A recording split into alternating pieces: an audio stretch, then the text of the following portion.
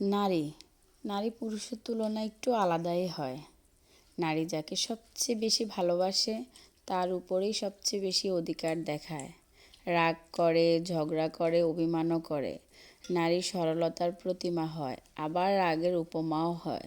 সব কিছু নির্ভর করে আপনার ওপর, আপনি তাকে কিভাবে ট্রিট করতেছেন সেটার ওপর। স্বাভাবিকভাবে পুরুষের তুলনায় নারীদের বেশি মুড সুইং হয়, তাই নারীদেরকে বুঝতে পারা একটু বেশিই কঠিন। আপনি হয়তো বলতে পারেন, এত কিছুর পরও আপনি কেন সে নারীকে সহ্য করে যাবেন? রাগ, অভিমান, জেদ আপনারও আছে।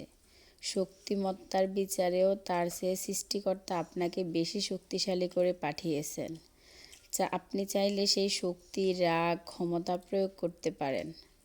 আবার চাইলে তাকে ছোট বাচ্চাদের মতো ট্রিট করতে পারেন।